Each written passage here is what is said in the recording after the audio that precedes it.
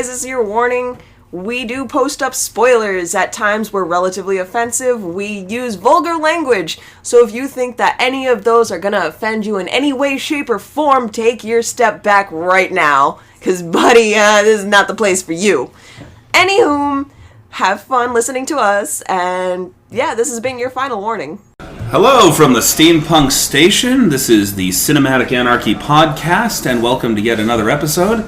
We are going to go ahead and do a lovely podcast about a fantastic movie that our man Omar has picked out for us for this week, and that is They Came from Outer Space.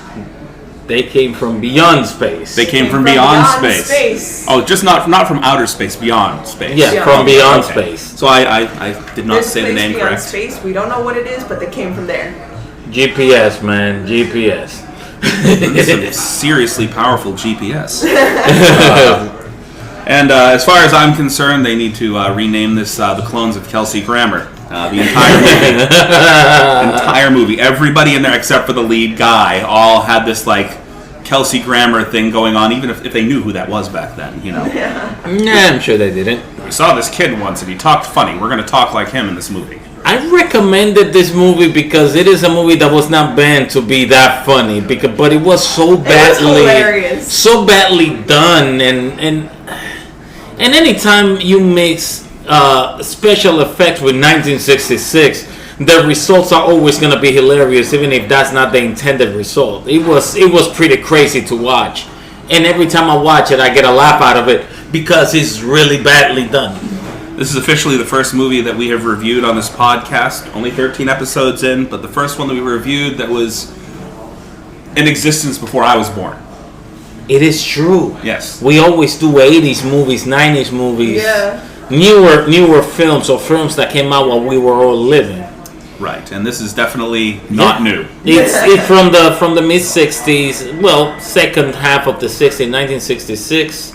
If my memory serves well, and it's pretty much about an alien invasion from the far beyond.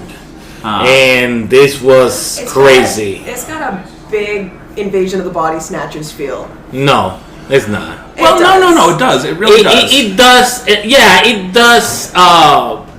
It's because they pretty much inhabit. Yeah, they inhabit. It's true. The smartest minds of humanity. Or so they say. The scientists. Or so they seem to think. Yeah. I want to say, I think I actually spoke about a movie that we had watched, or I had personally watched a little bit back, about the Monolith Monsters.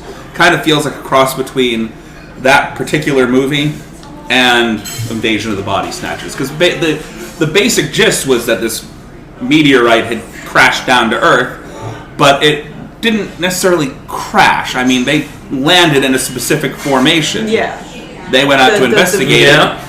And the second they made contact, chiseled the rock, that is when their minds got taken over by these creatures from Mars. Yeah. So when I was looking at the little tidbits and fun facts, so somebody wrote a book, The Gods Hate Kansas, and that's what they based this movie out of. So this is based off a book called The Gods Hate Kansas. The gods do hate Kansas. Stomach that. I don't think they hate it. I don't think the gods hate Kansas so much. I just don't think they paid much specific attention to it. It's on my list. We're gonna throw a lot of grass, trees, let them grow corn out here, and then we're just gonna say we're done. We're done for the day. I mean, you're good that way. They kept it pretty minimal. The humans get all this. The cows get to dominate this area. So yeah, they wrote a book and they based this movie out of a book. That would have gotten me interest because the name sounds very catchy. I don't know, the name caught my attention, but I discovered it after watching the movie, so I found that really hilarious. This movie is older than I am. How much older is the book, do you think? I don't know. I didn't get that much to read into the book because I had to go to bed, but I was very interested because if I would have seen the name of the book before I watched the movie, yes, I would have been stupid interested in it. Because the name, I like the name. The Gods Hate Kansas. That must be some crazy something. There's something deep there. But then I see this movie with all kinds of stuff happening that I don't know. I gotta read about the book. I gotta look into the book because I'm not sure how faithful the movie was to it. The movie got predictable real quick. I mean, from the get-go, they got very predictable. Like right away. Like you knew that there was something wrong with the guy himself because they were forcing him to stay home. The doctor was like, his doctor's not clearing him to go down here and take a look at all these meteorites. What we're going to do is we're going to tell you, no, you're not allowed to go, and we're going to send your friend there who's obviously going to be the first one in the head of the whole thing, that we're going to invade her mind first. I love your 60s movies, boys. I don't do the Kelsey Grammer thing all that well, but That was perfect. the doctor was very anal. We're not sending you out there. We're going to Meanwhile, in the far beyond, and it was fantastically predictable because you knew that there was something wrong with the guy that was going to make him the one person whose mind could not get invaded by these things. and that's why I got the most kick out of it. Is because it's actually the predictability of it, but they took something that they couldn't have made look real back then with the technology they had available with the special effects, but somehow they didn't put much effort neither into making it look real, I feel. They really didn't care much. So The Gods Hate Kansas was written or published in 1941. Wow. Okay, so probably a good 25 years earlier than the movie was. That probably explains a lot. That's what I was saying. I was gonna say it actually feels like some of those old black and white films that you used to watch. Slightly better, obviously. Cinematography because of the 20-something years after and the cinematography wasn't bad at all for the time. I feel like the budget for the film, though, primarily went into the sets for that base camp that they had. All the stuff that happened once you got to the camp and you were inside there, that's where all the money went, because everything else was just, this guy driving. That even looked pretty dope for a 60s film, the camp. Yeah. Base camp. For a 60s film, it looked pretty nice, and the British accents. I had to digest the movie in 3 parts just because of the Kelsey Grammer accents. The British accents were crazy because you couldn't get them much faker. Okay. Yeah. So let's go around. First impressions of the movie when you turn it on. Just a guy walking towards the lab when they go, and Mr. Smart Guy here, he's gonna give me the calculations. And like, oh. I knew it was gonna be like low quality, but I didn't think it was gonna be as. How do I want to say it? Unintentionally hilarious. Exactly. Right. That's what I love about that movie, that they didn't mean to make it funny like that. It was definitely a movie that they were trying to take seriously, and it came off as... Actually, I wouldn't be surprised if MST3K did a spoof on this. Honestly. It feels like one of those movies. Yeah. I first turned on the movie, and that Kelsey Grammer thing was the thing that just stuck in my head. Because I actually just I binged the entire Frasier series over the last couple weeks. So Frasier and Niles, their friggin' voices are stuck in my head, and then I watched this movie like I can't escape it. Like I thought I had grown some kind of psychosis from binge watching Frasier. And no, just the movie. Just that one Americanized guy, and then everybody else has got that weird accent that just it's not everybody else British. Wants to be British. It's not quite British. It's like guys in America that decided, hey, we want to become thespians, and the best way to become thespians is to get upon the stage and do the Shakespearean thing. Yeah, that's kind of what I got. Yeah. Horrendous. It looks like a group of American people say, you know what? Now we identify as British. I don't know if you guys caught on to this. We weren't involved with the tea thing. The female actress. So I don't have all this information up in front of me, and like I said, I watched this movie in passing, so I digested it in 3 pieces. I don't have the names stuck in my head, but the lead female actress, the redhead. Lee.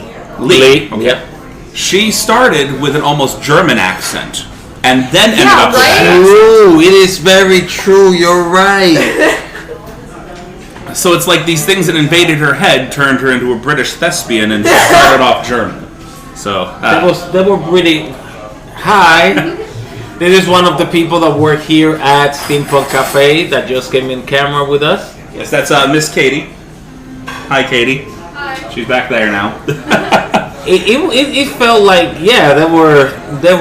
they kind of like Broadway a little, those aliens there. So it was incredible. Bad American actors trying to become British thespians from beyond space. Yes. That's basically how that worked out. So the twists, as predictable as they were, they also did not make sense. Somehow it was weird. And then they had some mistakes in the movie. So it was like a psychic projection from a rock that invaded somebody's head, and I think I'm going to go around and ask everybody their favorite parts of the movie after I tell you my favorite part of the movie. You get to the point where the lead actor, he goes and finds his friend to try to get this thing out of Lee's head. Mm-hmm. And he says, I figured out why they can't get into my head. And of course, it's that silver plate that his doctor was talking about the entire time. He's standing next to this guy's trophies the entire time, telling him this little speech, huh?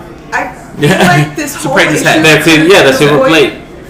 If they made the tinfoil hats. Well, they didn't. That would have been fantastic, but they did the next best thing, because in the next scene, after this guy freaks out about, oh my god, you're going to melt down my trophies, he comes out to meet Lee for the first time, essentially wearing a modified colander on top of his head. Yeah. They didn't make a helmet. They made something to strain spaghetti, and they put it on his head. Yep. You know what that guy reminds me of when he was saying that, standing next to the figure out, like they can't get into my head. Adam West doing Bruce Wayne in the 60s. Batman. Because Adam West had a slight change of personality, like I guess intentionally to help with his acting as Batman, and as Bruce Wayne, he was very cool, calm, collected, but very assertive, and he always do these things like, I think I figured it out. Right. He reminded me of that, and then standing by the trophies. Oh, right. Yeah, you're still here. Yeah, I'm just zoning out. Oh my god. Okay, so my favorite scene was when like all the people that they were holding captive, like they break out and all that shit, and like they start trying to fight the alien people. They're just like slowly throwing punches. Yeah. Like, seriously holding back. Like the worst stage fighting ever. Awful. Awful God stage awful. fighting. Yeah, no, that was like throughout the entire movie. And the fact that they used the gas station scene twice. Yeah, actually that became my favorite scene as the movie when I read that they did that, and I went back to see that this happened, and I said, no, this is my favorite scene now. That actually reminds me of something that me and you watched. I remember that box set, Stray Cat Rock. Oh yeah, right, and how they were. They deliberately used half the scenes from the first movie as cut scenes from the second movie, even though they did not fit at all.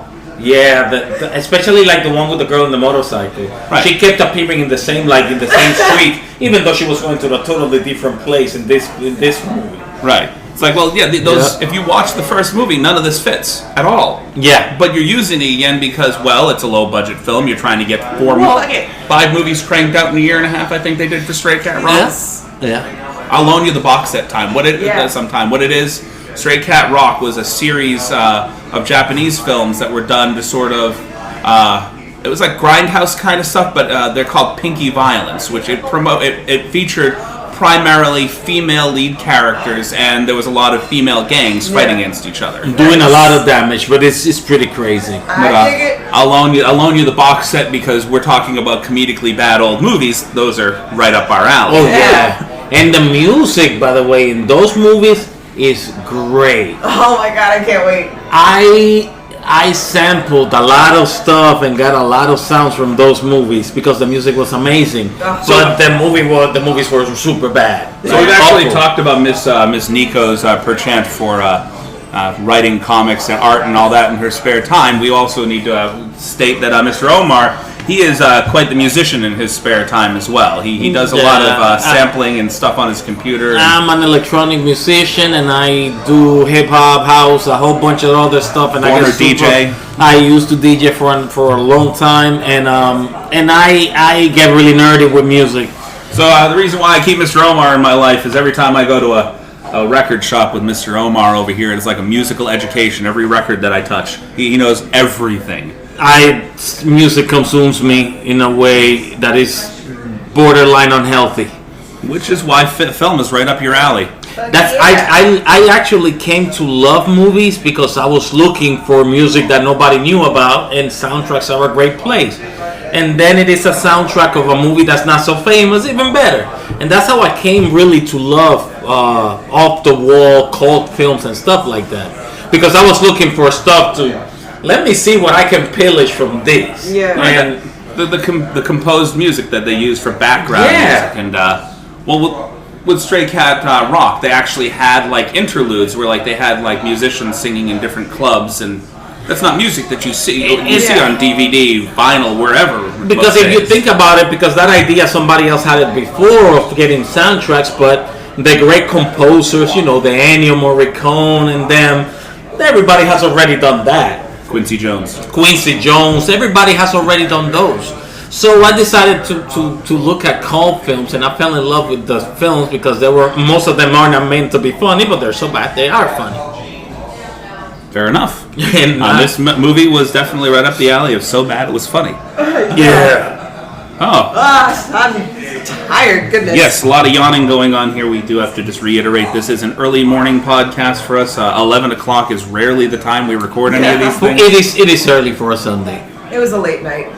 Generally, Sunday podcasts we get done around like 1, 2 o'clock in the afternoon, not 11 o'clock, but people have things to do. This is the 4th of July weekend, pre-4th of July weekend. So yeah, weekend before 4th of July weekend. Lots of fantastic family shit hitting the fan. Oh yeah, there's going to be a lot of barbecue to be had that weekend. All right, so after watching the movie from stem to stern, what would you say is both the best and the worst element of the film? The shooting was, to me, the worst element.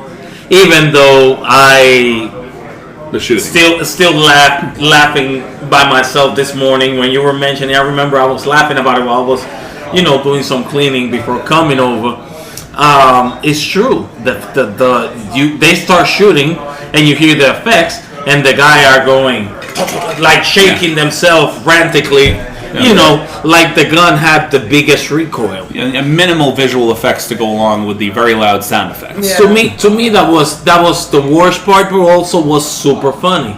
And also when they were punching and pummeling somebody, supposedly, quotation marks. Seriously holding back. Yeah, they were like punching really, really slow. Slow motion. And I remember looking at this. And I'm like, just when I thought this couldn't get weirder and crazier, but it was so funny to watch because they meant to really be serious about it. Yeah. Okay. And I'm sure many people have made fun of this movie over the years, and that guy probably traumatized going to therapy. So is that your best element right there? To me, that was my funniest. Just the so bad it was funny kind of thing? That was my best element of the movie. And the fact that they used that scene of the guy coming out of the gas station twice made it even crazier. Okay. Okay, so like the worst element for me has to be like the way that these alien creatures invade the bodies. It's so lazy. It's just like a little blue light, and then they're just like, oh yeah, I'm an alien now. It's so lazy. Yeah, right. Well, they could again, minimal visual effects to like seizures or some shit. They could have overacted it a little bit more dramatic element right? to it. Something. Like you're getting it. Yeah, right. That's it. I mean, this is the 60s, yes, but at least a little sound effect, something that like identified the thing that's going on, happening. It is true. It's just a little blue light approaching the person, and sometimes it doesn't even. And you didn't even. In some cases, you don't even see it getting to the person, get really that close. You just see it coming, and then you see the person go like. Yeah. Right. And go like this. It's just a slight twitch. Like stiff and fucking. Yeah, like it just a change monotone. of facial expression suddenly. Well, it's not as much of a mental mind fuck for some people, I guess. Some people's minds are already polluted. And that was the worst element. Okay, so best element. Best element? See that? There you go. That's that kind of movie. You got to think about that. What is the best you really element gotta of that? think about the best element on that movie because To me, I don't even know, man. Like, I really, Okay, and I do want to just before we get right into it, I want to say Totally you're going to hear some loud outbursts from the background. We are doing a live recording at a cafe, so it's just going to happen. I apologize if we get drowned out a little bit. Yeah, let's continue. Okay. Yeah, like, this movie is just so bad. It's hard to think of a good vibe. For me to say good element, best element, or worst element, I pretty much have to rate them in terms of how it made me laugh because it was so bad. It was funny. The people who played dead. The people who played dead, they did a fucking good job. They didn't blink. They didn't breathe too big. Okay, so the people that didn't require much acting other than to just lay still and do nothing. Okay. Yeah, that was pretty much the best element. Okay, so that was the most believable part of the movie. I want to say the worst element for me, and I think it might have to do with a scene. So they go through a lot of weird explanations of how these things could happen. Nearing the end of the movie, where they have to figure out how to be able to detect which people are aliens and which are not. The lead guy goes and basically states, "Well, you know, I noticed that there was an ultraviolet issue here. So basically, that this thing connects with people on an ultraviolet level, right? Because I only noticed that because I saw a really deep purple. Yeah. You realize that ultraviolet is not seeable by the human eye." Possibly not in the 60s. They didn't understand ultraviolet, that it wasn't actually violet. It was just he like... He says a deep purple. Yeah, it's a deep purple, yeah. It was really bright purple. No. Dude, you didn't see that with your eyes. I'm sure there's that group of people that get the scientific education from 60s movies. So... The weird pseudoscience of the 60s, that may be the issue that I had there. The kind of, we're going to explain this away by giving the sloppiest explanation that required no research whatsoever. And like they fought these aliens with Fox News in the lights? 60s. Right, basically little flashlights. Yeah, like you just point a flashlight and they're gone. Like, what is that? Hey, I got my mag light, you're dead. You know? You're dead. It's like a really high class version of laser tag. Yeah. These are ray guns. No, that's laser tag, dude. You're dead. Flashlight tag. What you're supposed to do is I just shine this light on you. You have a heart attack. Okay? I don't know. Bright light kills you. It's like a gremlin. Keep it out of bright lights.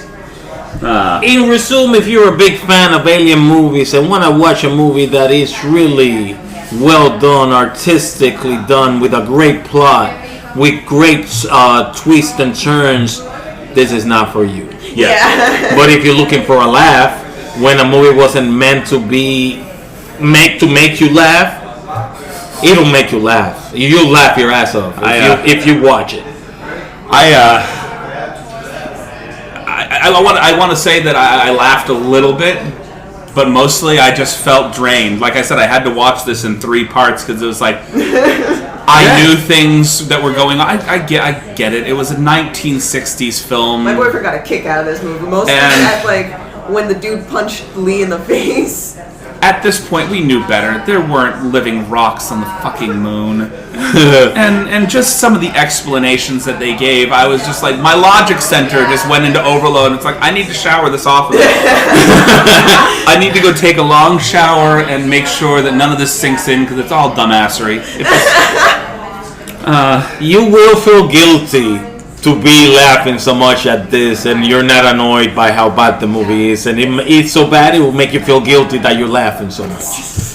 That bad. It's like going to the zoo and laughing at a brain-damaged monkey throwing shit at you. That's basically...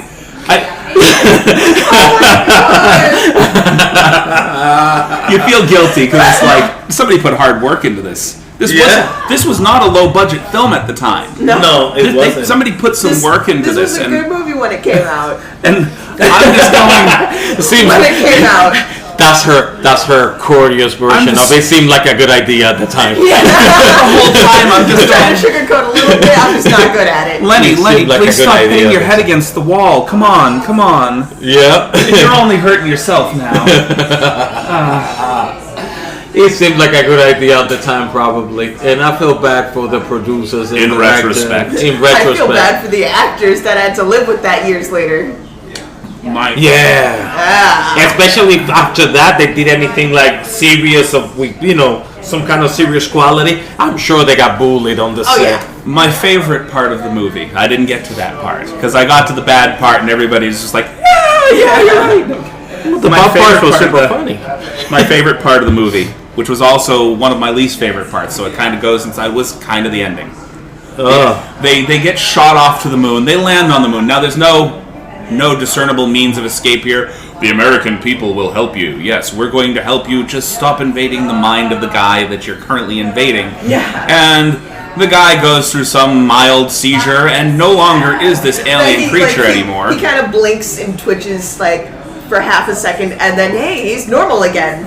And then we have They just knew. Hey, who are you? That weird moment to tie up the movie where the guy that was originally the leader of the Mars invasion, which, who are you? And then they introduce each other, they smile and shake like. And that's the end. This explains why I'm currently standing in this area. We haven't explained you're on the moon yet because you don't know that. If you learned anything from Lee. Good luck going outside. When Lee snapped out of her shit, she didn't know where she is or what she had done. Yeah, no. But this guy didn't need to. But that was my favorite part of the movie, mainly because that's where it ended. Yeah. Best part of the movie. The end. That's when I knew it was all over. It even said the end. Yeah. It said the end because they still had the credits when the movie starts. They could have put a question mark up there. That's how I knew there wasn't going to be a sequel. Because they didn't. That was a relief. It isn't current day Hollywood. They're not trying to squeeze a sequel out of it. They're just right. The end. That's it. We're done with this. Why is it over? Because it needs to be.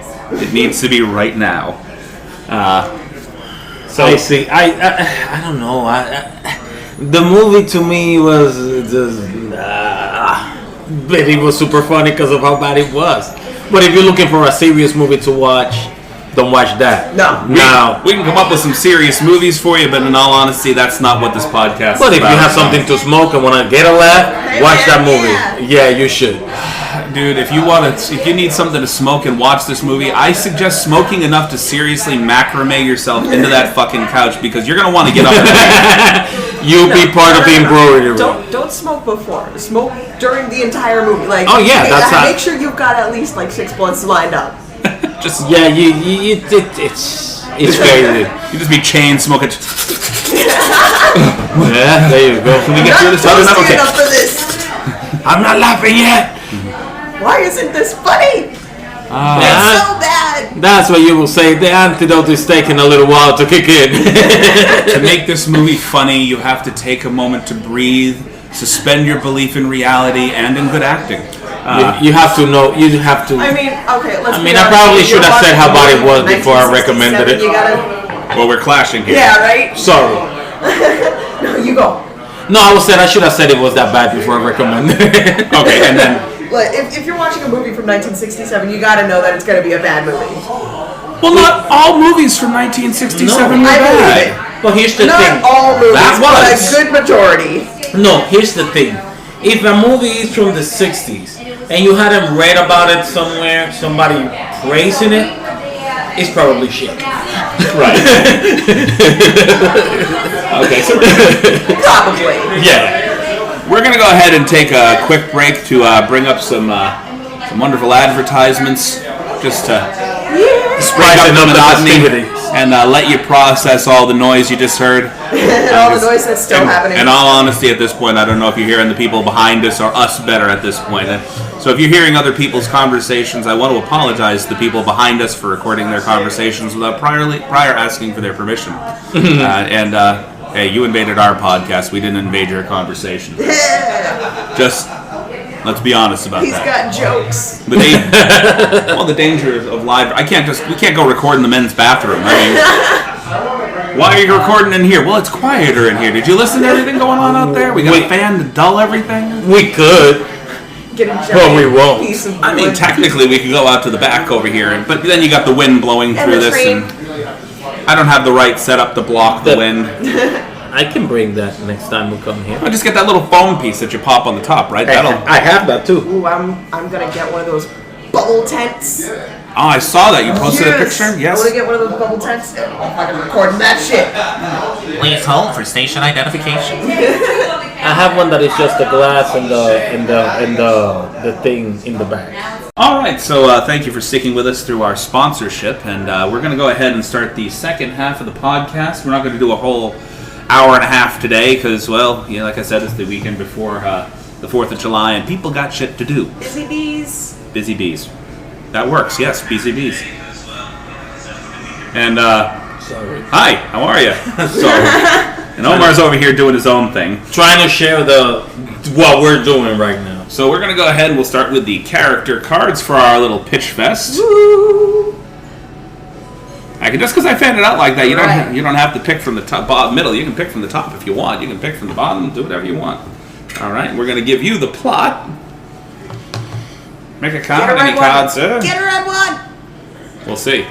All right, and Alex, our silent, disembodied partner to the left over here, who is not really part of the podcast, but is sitting over here doing plenty of artwork, is going to go ahead and pick our notes for the day. You see? All right. You don't have to read anything. I'm not even definitely tuning in. Right now I shared it through her, and it shows like I'm watching. You see? Oh, yeah. Hey, why not? All right. So, we have our plot, and here we go. All right. So, a young samurai on a quest to prove themselves competes on a cooking game show to pay for their mom's medical bills. What if we cast blank as the love interest, and then you get to name your favorite actor or actress? Keanu Reeves. Keanu Reeves is the love interest? No. Or the samurai? The samurai. Okay. Keanu Reeves. So, I have decided, just because I think this would be a little fun, I'm going to go a little Brokeback with this. Uh-oh. And I think that the love interest should be played by Joaquin Phoenix. Oh my god. What do you think? Yes, absolutely. Okay, so we got Keanu Reeves and Joaquin Phoenix who are in love, and now Keanu has to. I think Keanu does not know Secretly he's in in love love. at first. So Keanu's a samurai who's going to be on a cooking show. Okay. So I have like a hibachi feeling going on here. Like this whole hibachi. It's not just a cooking show. It's like a hibachi cooking show, and they got to show their skills. Like samurai Yeah. sword with all his cooking shit. And I say that Joaquin Phoenix is another one of the contestants. Okay. So he's another contestant in the show, and Keanu's just there for the show. Joaquin, on the other hand, sees him doing his thing, and he's like immediately enamored. Smitten. He says smitten. Isn't love at first. It is not love at first. It kind of progresses that way. They go out and hang out a couple of times after the show because it's a contest. So it's like what do you call that? Not American Idol. What's the Iron Chef? Iron Chef, yeah. Iron Chef or Master Chef. Brokeback Kitchen. Oh no! Oh Perhaps. Oh, good lord. Okay, well we're not going to go that far, but so. And of course, they have to cook for Gordon Ramsay. Oh, okay. I was thinking Bobby Flay. Gordon Ramsay and Bobby Flay. I don't know. Both of them. I think Gordon Ramsay will make a better. That will be the comical part because you know how he yells at people. It's raw. He's not used to people yelling at him while he's cooking accidentally.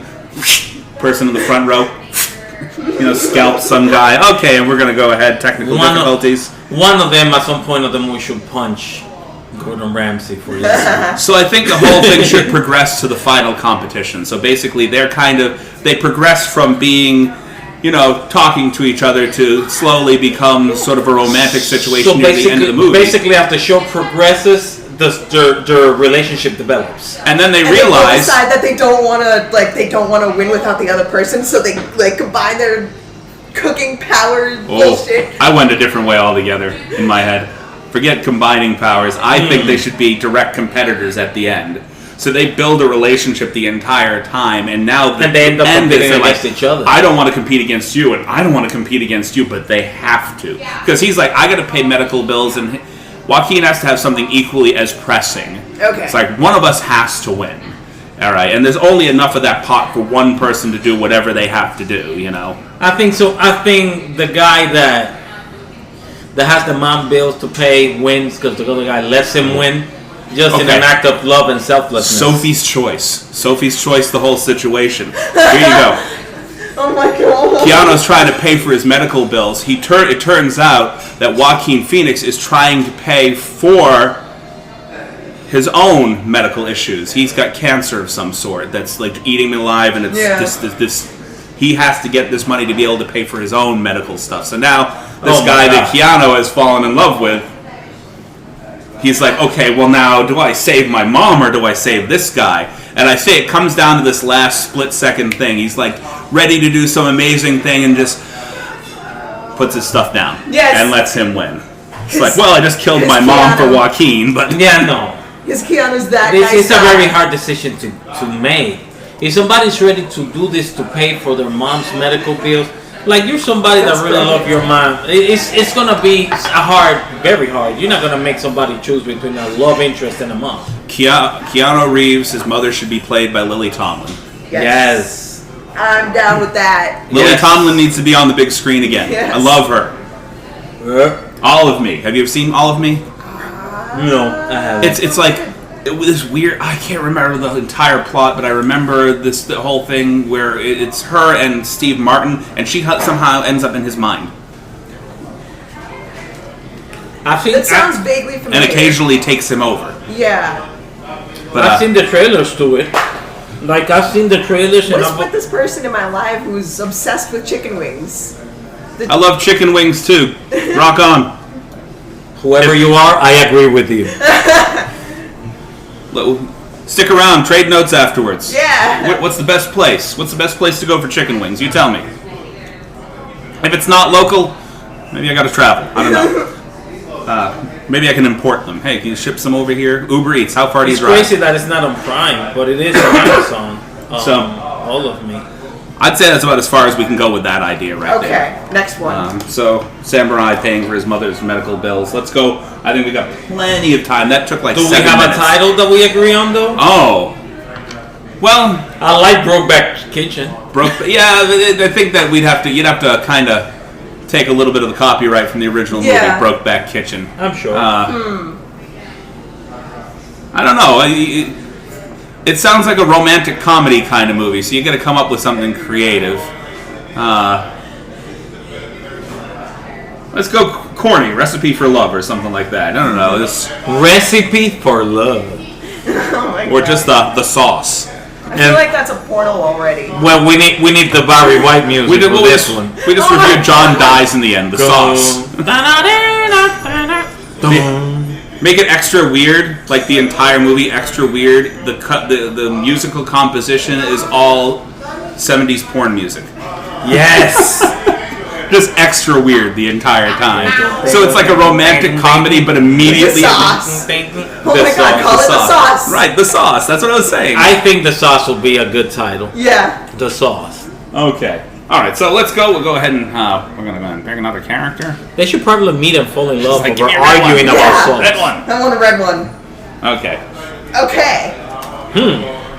You get to be our plot man, sir. Plotmeister. Plot. He's going to be a little bit more random about it, but we got a red one. It's always going to be interesting. Red card. And Mr. Alex over here, we're going to go ahead and let you pick our notes again from anywhere. From right there. I don't know what that is. Let's see. All right, let's pick. All right. Let's piece our movies together. Oh, that red one's from the other deck. Oh, no, that is NC-17. Let's see. Okay, so our plot here is Jesus Christ back from the dead. Hold on a minute. I think we may have to... Is it a plot card we already used? Oh, no, yes, no, it says choose the plot of your favorite video game. Your movie is an adaptation of that plot. My favorite video game. Well, so, okay. Spyro.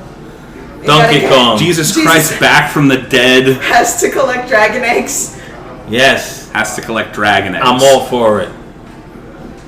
I will get the guys who did John Dies in the End to do it. And defeat the Rhinox. Yes. Okay, so, well, Jesus Christ is back from the dead. We did not necessarily say he was back from the dead on this planet. I'm back! Yeah. Where the fuck am I? Avatar. Jesus Christ, I didn't And he will be like, Me! Me Christ.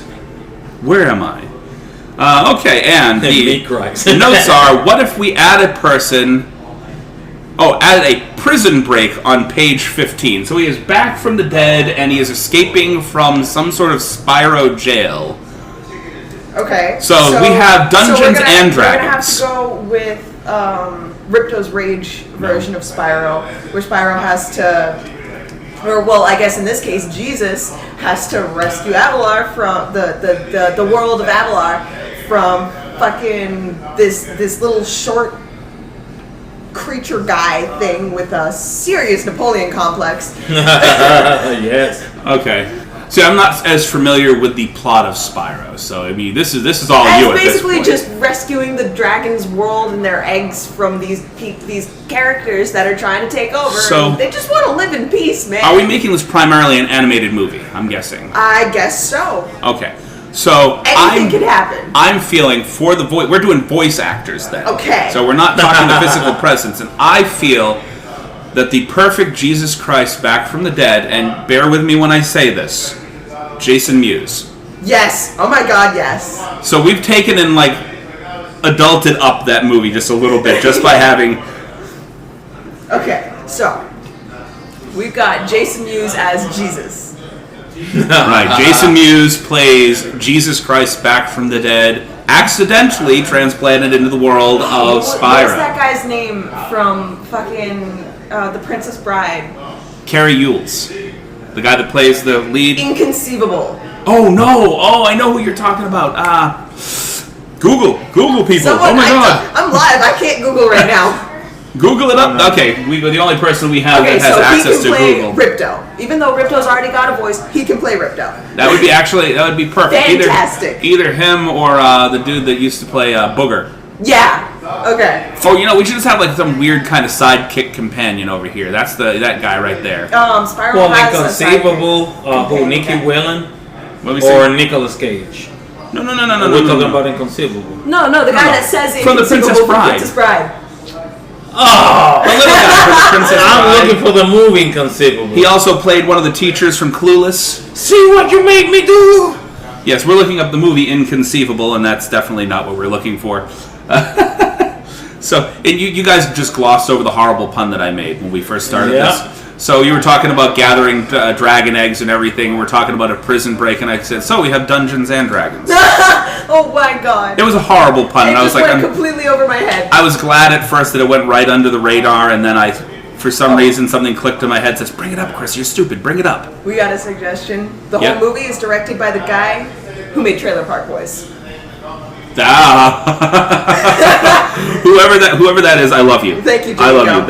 you. That was fantastic. Okay, but what's the? Oh, we need a name now. Who's All right, the guy that? So many things to Google at the same time. And I would cut off my live feed, but I feel bad about that. So, have you figured out the first one? The name? The name, the guy from the Princess Bride. Oh my God. I stopped. We actually were chattering so much. Yeah. No, we got this. We got this. Okay. So, we are getting ourselves back on the rails Situated. from having derailed.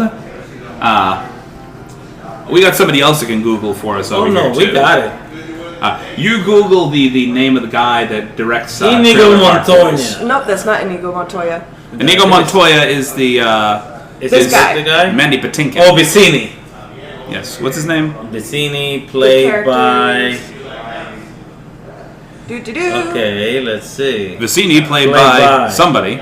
It's here. Wallace Shawn. Okay, so we have Mike Clattenburg is the name of the guy that directed the Trailer Park Boys. All right, and we got Okay, Wallace but Wallace Shawn Shawn- playing Ripto. Wallace Shawn Vicini. is Ripto. See, it's All good right. to have these names, and it's wonderful that we have all these phones to Google and record Right. and do all sorts. We can just pull ourselves in 80 different directions, and sometimes it sounds like a train wreck.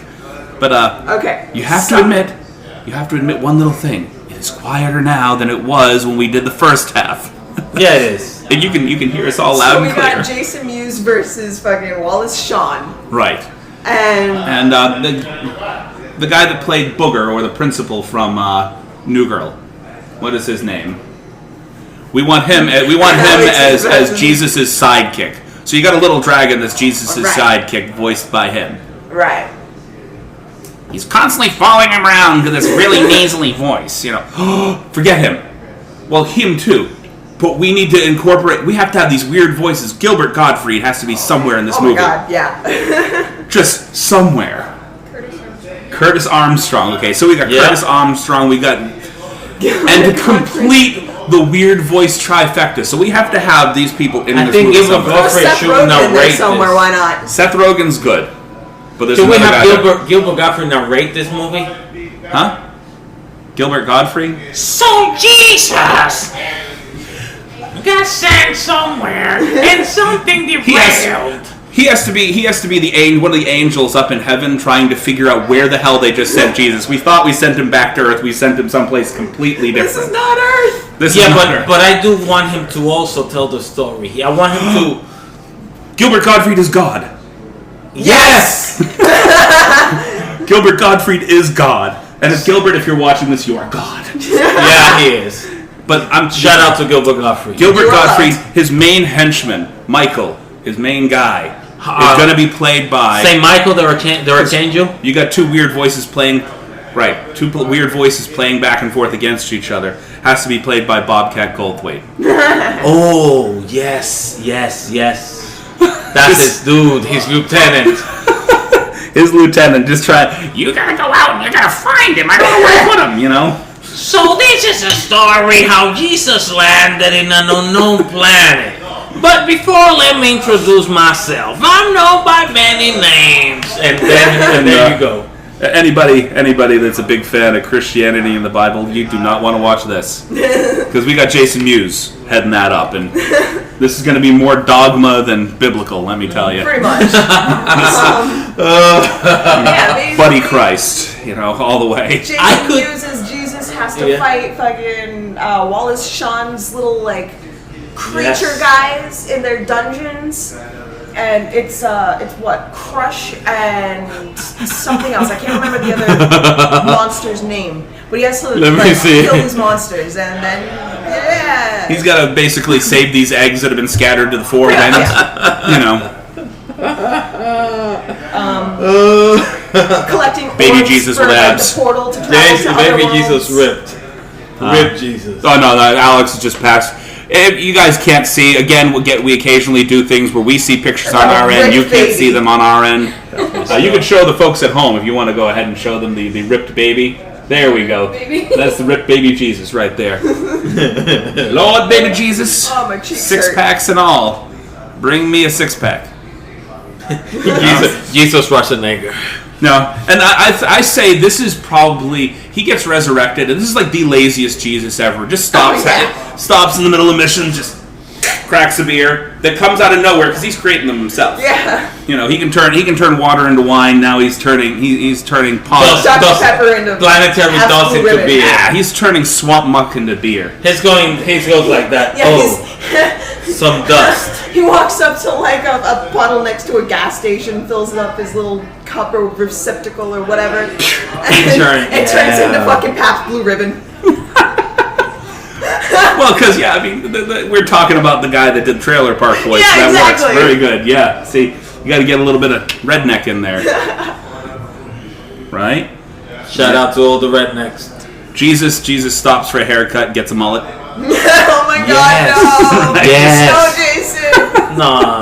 Your hair. No. Probably not a mullet. But Jesus definitely does. No, something. Jesus has to kind of look like Jesus, but it has to look like an amalgamation between Jason Mews and Jesus. He kind of has to look like Jason Mews as if he dressed up as Jesus. Jason Mews could pull that off easily. Oh yeah, I'm sure he could. You got to grow a little bit of a beard, No problem. Little tan. He's a little overly white. He's a little too white to be Jesus. This is setting on some washing machines that's as white as white. Every Americanized version of Jesus is white, so. Yeah. Well, have we discussed what we want Seth Rogen to do in this? We pulled Seth Oh my Rogen. god, he can play the voice of Crush. Crush? Crush is one That of would be one of Ripto's like little creature monster things that Jesus has to defeat. And like they don't speak, they don't say anything, but all I can imagine is just Seth Rogen making a bunch of weird noises. Yeah. Kind of like George Clooney is the dog from South Park, you know? Seth Rogen is Crush. How do you know? Well, it is him. It says right there in the credits. He's the one that made all the weird noises. I don't remember the other monster's name. Just imagine somebody approaching Seth Rogen and go, "We want you to be this creature in this cartoon that we're going to be making. It's an animated adaptation starring Jesus and all the characters from Spyro, and your lines are mostly, you know, you don't have to say anything. It's just he will be down too. He will be down to do that too. Oh, he would. Are you kidding me? He would fucking what? do that hands down, He no would be problem. what? Yeah, let's go. Where do I sign? I'll sign up for that. Who's in it? Oh. Wow. Because that's a cast of characters. Just get all those personalities in a room. I would listen to a podcast with all that just sitting Absolutely. there. Just get those guys in a room. That's all I'm saying. I'm going to post that later. Just get these guys in a room and have a podcast. I will listen to that for hours. I'm not trying to, tell you to listen to something else here. We're making suggestions. If you famous people hear this, you should do that thing. Look, fund that.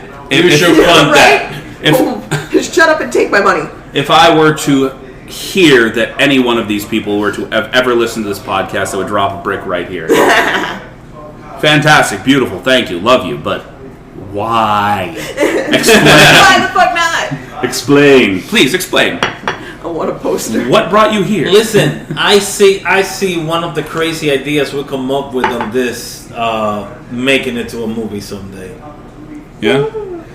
Oh, no, well, I told you guys, we have recordings of all this. All these weird ideas that we came up with, and I have screenwriting software. So anytime you guys want to come sit down and I see somebody making a movie of this thing someday. We should actually get together and churn out a script. We do something. Have a night, make a night of it. Put on some music, light up some tree, buy some pizza, have some beer, and talk about a movie. And come out with a script. All of us, Seth and everybody. He started with the put on some music and light up some tree, and I heard candles at first, and I'm like, and we're just gonna hold our hands and we're gonna think calm, and we're gonna have a good old time. We're gonna sing Kumbaya. It's gonna be wonderful, and we're gonna get touchy-feely. we're gonna let those feelings out. No. We light up some tree, get some beer, put on a little music, background music, because I think better. Or wait, hold on, we're talking Jesus here, so we gotta light up some burning bush. We should light up some burning bush. Well, bush to burn.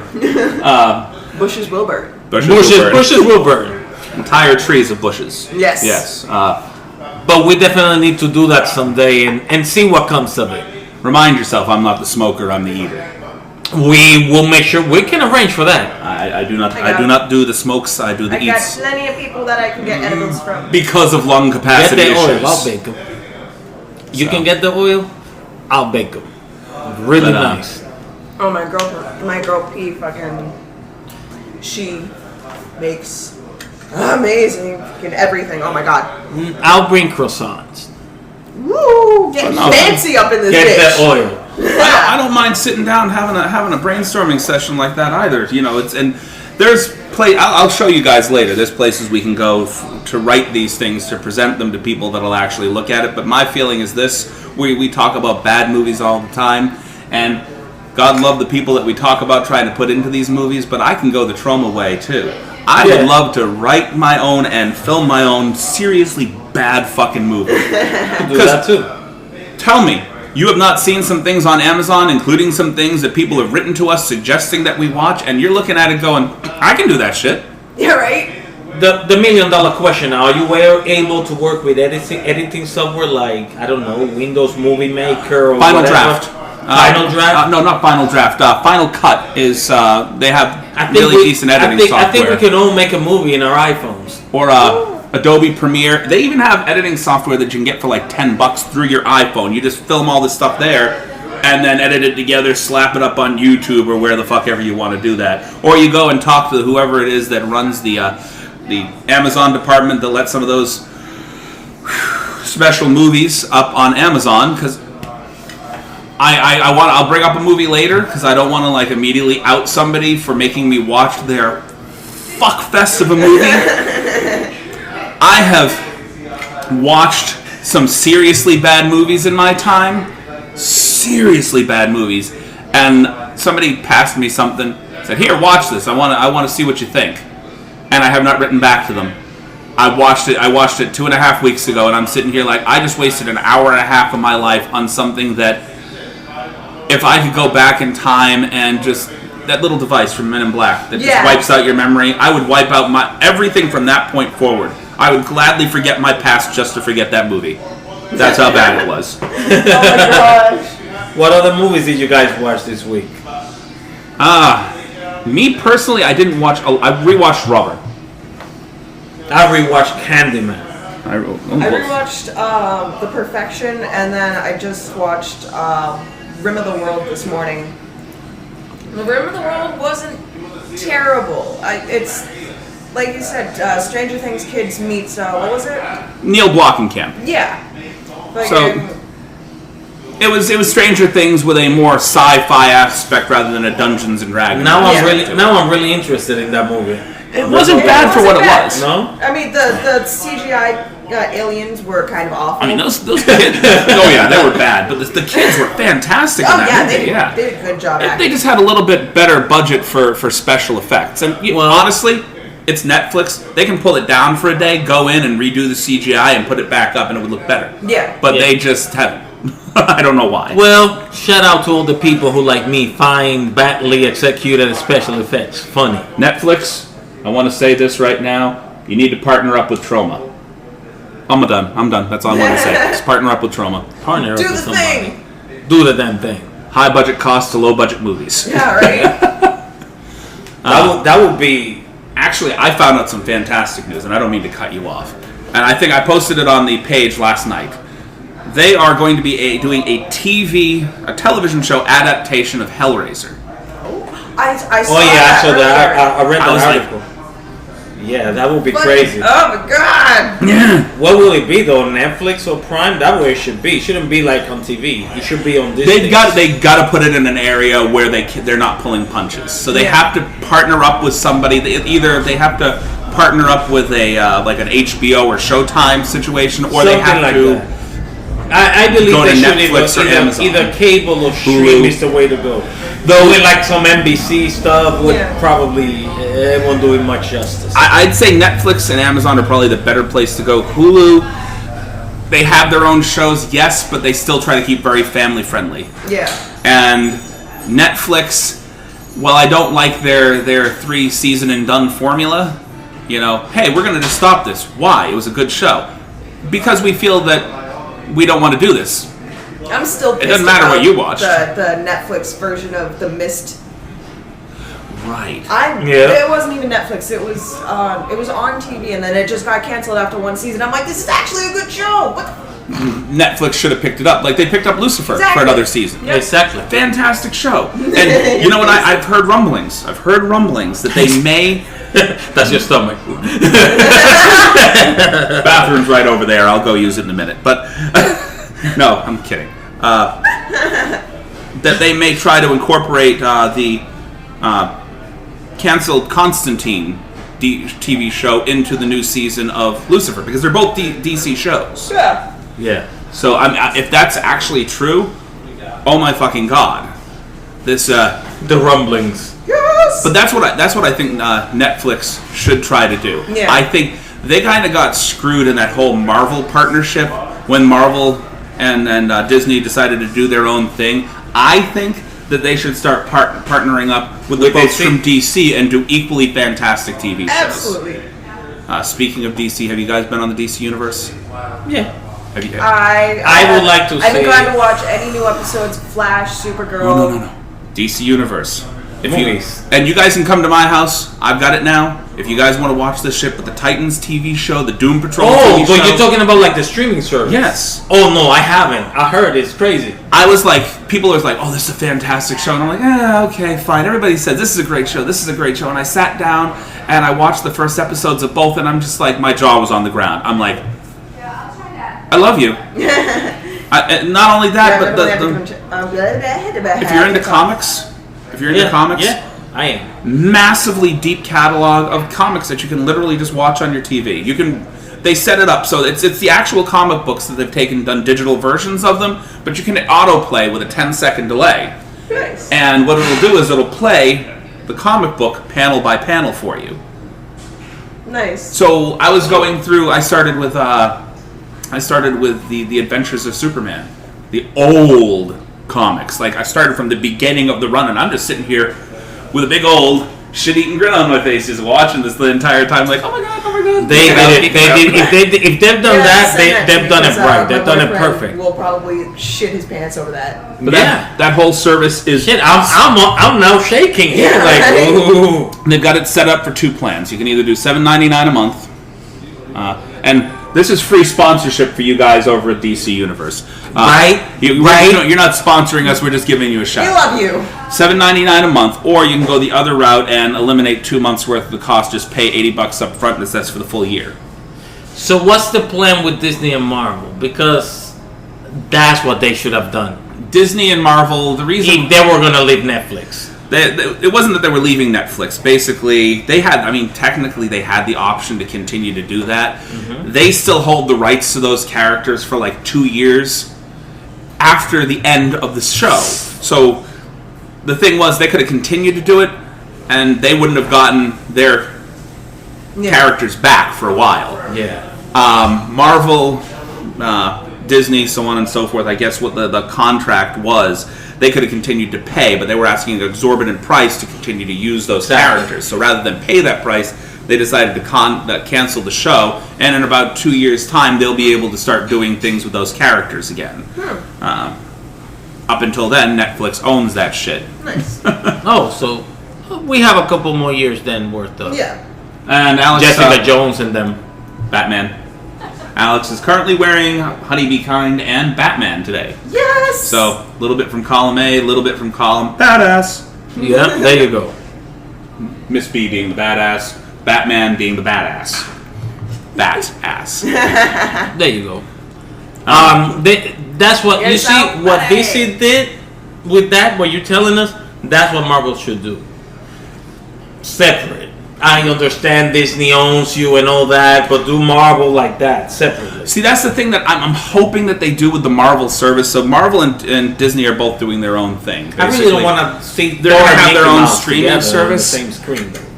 They're having their own streaming service, and I get that they're going to have the deep catalog of all the Disney stuff, but I think that they would be remiss not to do the same thing that DC is currently doing, offering their entire back catalog of comics as part of the program. Yeah. Disney has more to offer, honestly, in regards to programming, because they've been doing it for years. However, you go to the DC thing, it's kind of bare bones right now. You got all the old TV shows for Superman, all the old Superman movies, the old Batman movies, some of the newer stuff. My boyfriend's been binging Smallville for the past, month. Right. Love that show up until the last season or 2. We are on season 8 out of 10. Yeah, they when they eliminated Michael Rosenbaum from the show, like when he moved on, I was just like, well, I'm gonna watch the show till you're done with it, but I'm not as interested anymore. Yeah. Michael Rosenbaum made that show. Just that charisma that he brought to the Lex Luthor role, and honestly, just like Heath Ledger and the Joker, I measure all Lex Luthors up to him now. Yeah. That's what I do, and not a lot of people do that. Everybody else is like Gene Hackman I'm pretty or whatever. sure that's Fredo's favorite version of Lex, but he loves the whole character dynamic between Lex and his father and all that shit, and oh my god. They have a lot of interest in, and I watched that show, followed it religiously the first probably 4 or 5 seasons. Then I kind of fell off of it. Oh no! I mean, I was invested. I want to say, was it season 7? And then, like, from 8, 9, and 10, they didn't have Lex Luthor in it. Yeah. And I was really, when they were tying up the show, they were bringing it up to the end. I was really hoping that they'd bring him back for, like, one final go. But I mean, we're in season 8 right now. We just got past, like, Lex with his little, like, breathing machine thing, and fucking, like, he's all fucked up. And, yeah. But, they're not actually, like, showing his face or anything, so... Yeah, so I think Rosenbaum is probably gone at that point. Yeah. I was disappointed they pulled him out of the show altogether. It was like, I don't know what, it was like a negotiation between him and his price to keep doing the show. Yeah. And he didn't do a whole lot after that, to be honest. He was not as invested in other things. He didn't go on to some big movie career. He just kind of went on. I don't know where. I'll go look him up. Go figure out where he went, you know. Yeah. I think this might be as good a place as any to kind of tie it up for the day. All right. We're getting into the late hours of the afternoon, and again, people got family shit to do. So, from us here at the Cinematic Anarchy podcast, thank you for once again tripping on the hose in the backyard and face planting on your iPhone and bringing us up. And anybody else want to say anything before we leave? Thank you for listening. DC, if you're listening, a Green Lantern series on that. I'll get the app soon. Green Lantern series? Yes. Green Lantern series. Ooh, Okay. that'd be interesting. Okay, I'm up for that. Anybody? That I will definitely binge. As long as they do it right. Of course. See, that's the problem. How do you do that right? There's a couple of people have tried to take on that Green Lantern thing, and just it's equal Even parts. Ryan Reynolds is disappointed in his Green Lantern. Well, to tell you the truth, But his was more true than other Yeah. semi-adaptations. I think. But it was still god awful. I think that you do all the way. You go not adaptation. I want to say I want to go animated. Yeah. Just a full-on, in-depth animated. Something with some serious plot to it, some meat to it. probably so. Kind of like they've been treating the Batman and Superman series lately. I will say, Animations. I will go for. I will even settle for some. I'm talking about series with actors. But yeah, that would be good too. That would be great too, actually. A good, like, well done, well executed series, either animated or with actors. But like she said, they have to do it right, because anybody who has seen them do it wrong, of course, is gonna ask, me included. God love Ryan Reynolds. Don't put him in the lead role ever again. No. Just don't do it. He doesn't even want to do it. Hey, I'm glad that he went back to Deadpool. Yeah. I'm glad. Oh yeah, me too. Took He's a great Deadpool, but yeah, it was. Took the flesh patch off his mouth. It's the merc with a mouth. If he has no mouth, it's not fucking Deadpool. Exactly. What the hell's wrong with you people? Huh?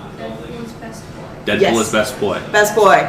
You heard him, Deadpool. Alex approved.